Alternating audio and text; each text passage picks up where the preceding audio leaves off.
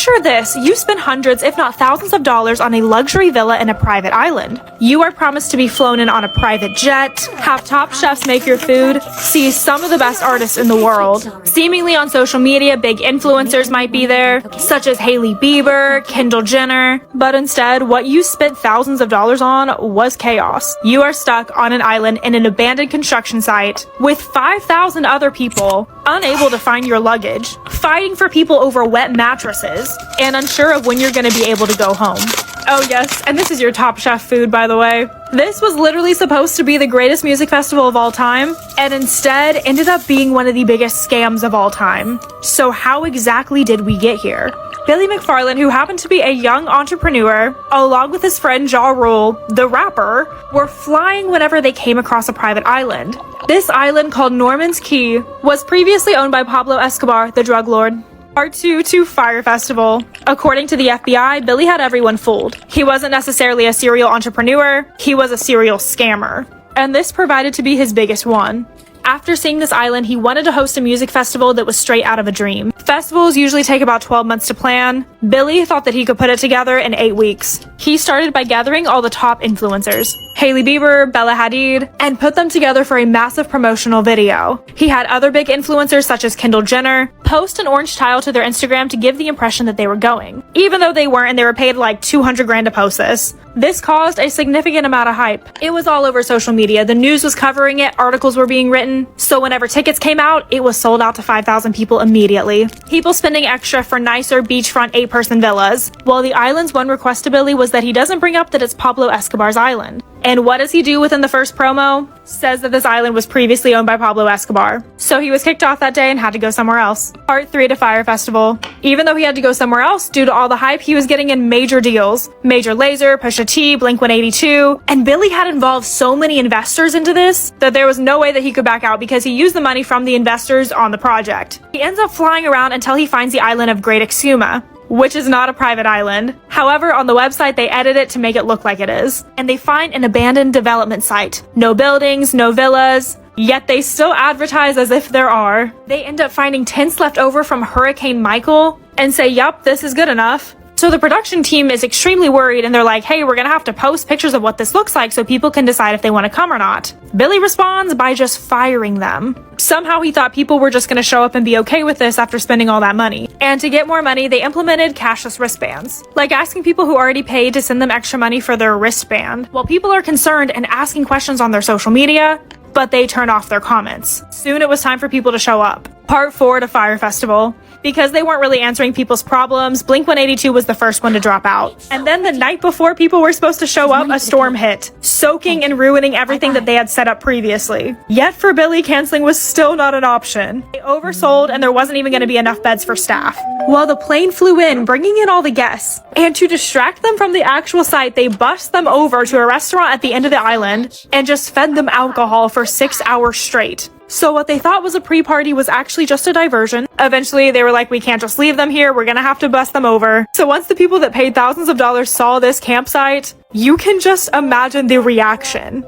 They were confused, shocked, and didn't have their luggage, but they just kept feeding them alcohol. That night, they finally brought out all the luggage and told people to just go claim it so there was no order. And Billy walked out and said everyone who bought a villa can just pick out a tent. And this is when the chaos began. Hundreds of people broke out, sprinting for a tent. Part 5 to Fyre Festival. You can literally see from these photos how chaotic it was. And it didn't take long for social media to find out. This was blasted everywhere the next day, and the most famous thing to come out of it was this cheese sandwich. Their luxury meals.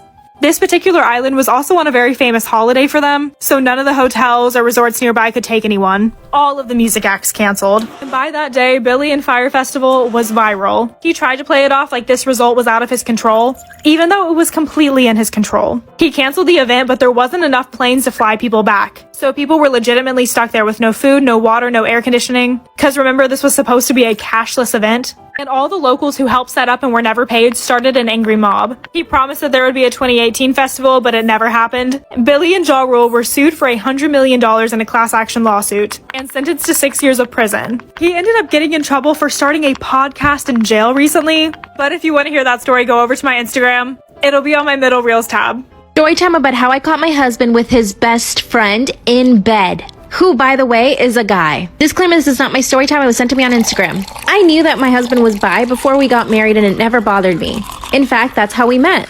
A few years ago, I was dating this guy, and we had an open relationship, and he would tell me about this other guy that he was hooking up with. Well, he introduced me to his male friend, and we actually ended up hooking up. A few months later, we became boyfriend and girlfriend, and a few years later, we got married. So I always knew my husband was bi. Here's when his best friend comes into the picture. Let's call him Kenny.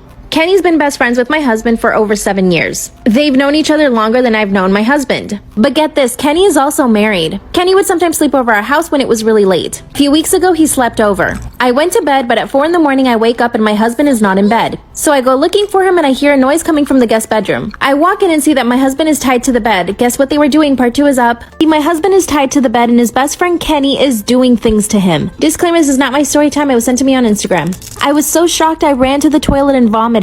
Kenny went straight to put on his clothes, but my husband was still tied to the damn bed. Before Kenny could start untying him, I straight up started punching my husband in the face, the chest, the neck. I felt uncontrollable rage for the first time. This whole time that I thought they were just best friends, my husband and his male best friend Kenny are hooking up behind my back. Here's when I really started to lose control. Kenny tried to pull me off of my husband, so I noticed that they had a bunch of candles lit. So I grabbed 2 candles and threw them straight at Kenny's head. One of them missed, but the other one got him. So Kenny grabbed his phone and started calling 911. Mind you, my husband is still tied to the bed at this point. Then I grabbed another candle and poured all the hot wax on top of my husband's you-know-what. Part 3 is up.